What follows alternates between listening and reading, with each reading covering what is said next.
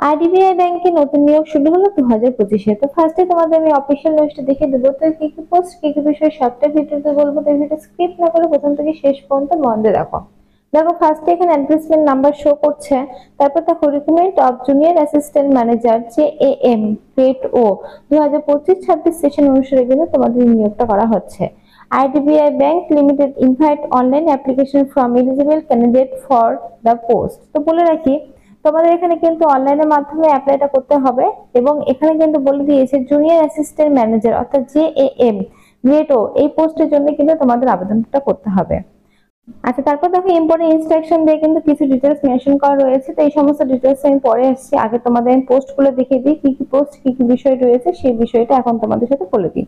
তো name of the post রয়েছে junior assistant manager পোস্টে নাম হচ্ছে JAM গ্রেড ও পোস্টে তোমাদের নাম হচ্ছে।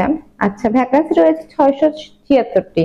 এখানে দেখো প্রত্যেকটি ক্যাটাগরি ওয়াইজ কিন্তু তোমাদের ভ্যাকান্সি গুলো মেনশন করা রয়েছে। যেমন আনরিজার্ভ জেনারেলের ক্ষেত্রে 271টি, এসসির জন্য 140টি, এসটির জন্য 74টি, ওবিসির জন্য 124টি, ইডব্লিউএস এর জন্য কিন্তু 67টি। পিডব্লিউডি এর মধ্যে দেখো ভিএইচ এর জন্য 8টি, এইচএইচ এর জন্য 7টি, ওএইচ এর জন্য 8টি, এমডি আইডি এর জন্য কিন্তু 8টি।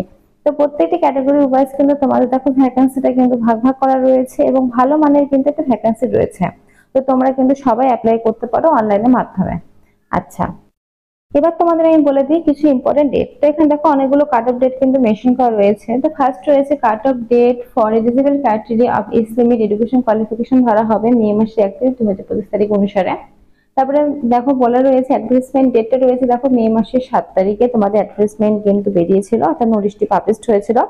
তারপরে অনলাইনের মাধ্যমে তোমাদের কিন্তু অ্যাপ্লাইটা শুরু হয়ে গেছে 8 তারিখে এবং লাস্ট ডেট কিন্তু রয়েছে 20 তারিখ পর্যন্ত, অর্থাৎ মে মাসের 20 তারিখ পর্যন্ত কিন্তু তোমরা ফর্ম ফিল আপটা করতে পারবে অনলাইনের মাধ্যমে। আর তোমাদের যে টেন্টেটিভ যে এক্সামটা হবে অনলাইন বেসে, তো সেই এক্সামটা কিন্তু হবে জুনের 8 তারিখে 2025-এ।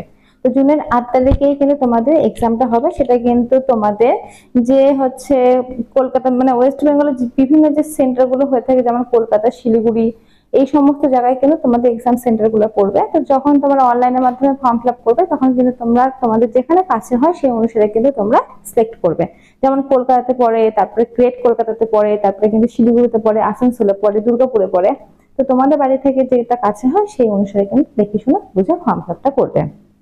আচ্ছা, তো চলো পরের পৃষ্ঠায়।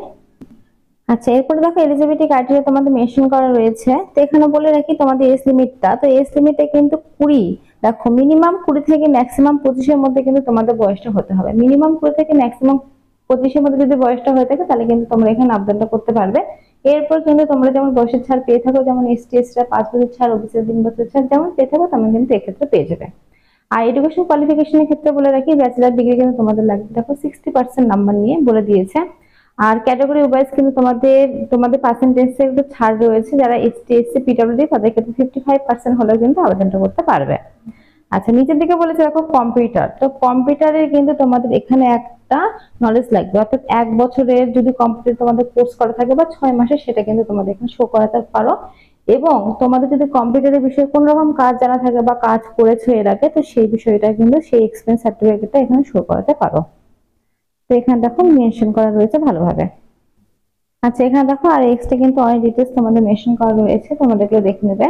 তো বলে রাখি তোমাদের যে আইডিবিআই ব্যাংকের যে সমস্ত ব্রাঞ্চ গুলো রয়েছে অল ওভার ওয়েস্ট বেঙ্গল জুড়ে, তো সেই সমস্ত ব্রাঞ্চে কিন্তু তোমরা পোস্টিং গুলো পেয়ে যাবে। যে সমস্ত ব্রাঞ্চ গুলো রয়েছে অল ওভার ওয়েস্ট বেঙ্গল মিলে সেই সমস্ত ব্রাঞ্চে কিন্তু তোমরা পোস্টিং গুলো পেয়ে যাবে। আমি কিন্তু এটা করে দেবো, আর এটা ফর্মের মধ্যে কিন্তু রয়েছে। আচ্ছা, এরপরে তোমাদের চলো আমি তোমাদের দেখিয়ে দিই যে সিলেকশন প্রসেসটা কি রয়েছে, সেই বিষয়টা তোমাদের আরো একবার দেখিয়ে দিই। সিলেকশন প্রসেসটা দেখো এখানে মেনশন করা রয়েছে। ফার্স্টে বলে রাখি তোমাদের অনলাইন বেসে কিন্তু এক্সামিনেশন হবে। এক্সামিনেশনের পরে তোমাদের ডকুমেন্টস ভেরিফিকেশন হবে। তারপরে কিন্তু তোমাদের পার্সোনাল ইন্টারভিউ নেওয়া হবে। তারপরে কিন্তু তোমাদের দেখো বলেছে যে মেডিকেল টেস্ট সেটা না হবে, তারপরে তোমাদের কিন্তু পোস্টিংটা দেওয়া হবে। তো ফার্স্টে তোমাদের অনলাইন টেস্ট, তারপর ডকুমেন্টস ভেরিফিকেশন, তারপরে তোমাদের পার্সোনাল ইন্টারভিউ, তারপরে তোমাদের মেডিকেল টেস্ট না হবে, তারপরে কিন্তু তোমরা পোস্টিংটা পেয়ে যাবে যে সমস্ত ব্রাঞ্চ রয়েছে সেগুলো। আর এই হচ্ছে তোমাদের এক্সামের বিষয়গুলো। দেখো ফার্স্টে রয়েছে দেখো লজিক্যাল রিজনিং থেকে তোমাদের আসবে 60টি কোশ্চেন, 60 নম্বরে 40 মিনিট টাইম পাচ্ছ। ইংলিশ ল্যাঙ্গুয়েজ উপর থেকে 40টি কোশ্চেন, 40 নম্বরে 20 মিনিট টাইম পাচ্ছ। কোয়ান্টিটি অ্যাপটিটিউড থেকে আসবে 40টি কোশ্চেন 40 নম্বরে, 35 মিনিট টাইম পাচ্ছ। এবং লাস্ট রয়েছে জেনারেল অ্যাওয়ারনেস থেকে তোমাদের আসবে কোশ্চেন, সেটা 60টি কোশ্চেন 60 নম্বরে, 25 মিনিট টাইম পাচ্ছ। তো তোমাদের ফার্স্ট যে এক্সামের বিষয়টা সেটা কিন্তু এই এক্সামটা হবে। এই এক্সামটা হওয়ার পরে তোমরা যদি কোয়ালিফাই করো, পাস করো, তারপরে তোমাদের ডকুমেন্টস ভেরিফিকেশন হবে, তারপরে কিন্তু তোমাদের ইন্টারভিউ হবে, তারপরে মেডিকেল টেস্টের মাধ্যমে কিন্তু তোমাদের নিয়োগটা হবে। এখানে কিন্তু সবটা মেনশন করা রয়েছে ভালোভাবে ডিটেলসে, আমি তোমাদেরকে বলে দিলাম। এরপরে যদি তোমাদের আরো ভালো করে জানতে ইচ্ছা করে তাহলে অবশ্যই কিন্তু নোটিশটি ডাউনলোড করে তোমরা দেখে নেবে, দেখে নিয়ে কিন্তু ফর্ম ফিল আপ করবে। যে কোনো ফর্ম ফিল আপ করার আগে কিন্তু নোটিশটা ভালোভাবে পড়ে নেবে, তারপরে কিন্তু ফর্ম ফিল আপ করবে। আর আমরা যে সমস্ত ডিটেলস গুলো বলে থাকি সেগুলো কিন্তু বেশিরভাগ ক্ষেত্রে মেন মেন ডিটেলস বলে থাকি, এবারে কিন্তু প্রচুর খুঁটিনাটি ডিটেলস কিন্তু থাকে, সেই হিসেবে বারবার করে বলা হয় নিজেরা একবার কিন্তু পড়ে তারপরে ফর্ম ফিল আপটা করবে। আচ্ছা দেখো, এখানে পার্সোনাল ইন্টারভিউ বিষয়টা কিন্তু মেনশন করা রয়েছে, দেখতে পাচ্ছ পরপর কিন্তু সবটাই বলা রয়েছে। হাউ টু অ্যাপ্লাই, কিভাবে অ্যাপ্লাই করবে, তো বলে রাখি এটা অফিসিয়াল ওয়েবসাইট রয়েছে, সেই ওয়েবসাইটে গিয়ে কিন্তু তোমাদের অ্যাপ্লাইটা করতে হবে, তার লিংক আমি দিয়ে রাখবো এবং কিন্তু স্ক্রিনে তোমাদের আমি দেখিয়ে দিচ্ছি সেই ওয়েবসাইটটা।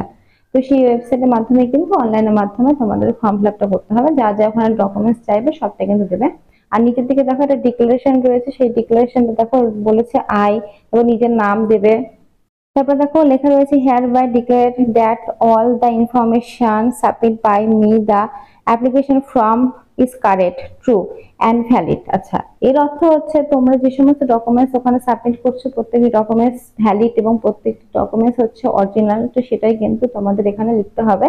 তো এই যে ডিক্লারেশনটা এটা কিন্তু সাদা পেজে লিখবে, সেটা কিন্তু নিজের ভাষায় লিখবে, অর্থাৎ নিজের ভাষায় বলতে বোঝালাম এটাই যে তোমরা কিন্তু সবটাই বড় হাতের অক্ষরে লিখো না, ফার্স্টেরটা বড় হাতে, তারপরে যেরকম ছোট হাতের হয় যেরকম করে আমরা নাম লিখি সেরকম করে কিন্তু লিখবে। ক্যাপিটাল লেটারে যদি সিগনেচার বা ডিক্লারেশন তোমরা লেখো তাহলে কিন্তু সেই হিসেবে ক্যান্সেল করে দেওয়া হবে।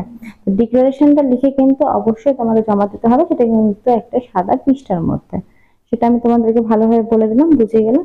তো এখানে দেখো আর এক্সট্রা অনেক ডিটেলস মেনশন করা রয়েছে, তো তোমরা এগুলো দেখে নিও, যেগুলো যেগুলো মেন মেন ডিটেলস ছিল সেগুলো সেগুলো তো বলে দিলাম। আর এরপরে কোনো রকম কোশ্চেন থাকলে অবশ্যই কিন্তু কমেন্ট বক্সে কমেন্ট করো। আজকের মতো এইটুকু, ধন্যবাদ। আর এই হচ্ছে ব্লু কালারে দেখো একটা ওয়েবসাইট মেনশন করা রয়েছে, এটাই হচ্ছে অফিসিয়াল ওয়েবসাইট, এই ওয়েবসাইটের মাধ্যমে কিন্তু ফর্ম ফিল আপটা করতে হবে, তো লিংক আমি ডেসক্রিপশনে দিয়ে রাখবো। এই অফিসিয়াল ওয়েবসাইটের মাধ্যমে কিন্তু ক্যারিয়ার অপশনে গিয়ে তোমাদের করতে হবে। আর এখানে দেখো তোমাদের অ্যাপ্লিকেশন ফিসটা মেনশন করা রয়েছে, তো বলে রেখে যারা এসটি এসসি পিডব্লিউডি তাদের কিন্তু 250 টাকা লাগবে, আর যারা বাকি অল ক্যান্ডিডেট তাদের কিন্তু 1050 টাকা লাগবে, এখানে কিন্তু মেনশন করা রয়েছে। তো এখানে যা যা ইম্পর্টেন্ট ডিটেলস ছিল সবটা দেখিয়ে দিলাম, আর এখানে দেখো আর এক্সট্রা কিছু ডিটেলস মেনশন করা রয়েছে। তো ফ্রেন্ডস আজকের মধ্যে এইটুকু, ধন্যবাদ আমার ভিডিও দেখার জন্য, আর অবশ্যই এরকম ভিডিও পেতে চ্যানেলটি কিন্তু সাবস্ক্রাইব করতে ভুলো না। Thank you.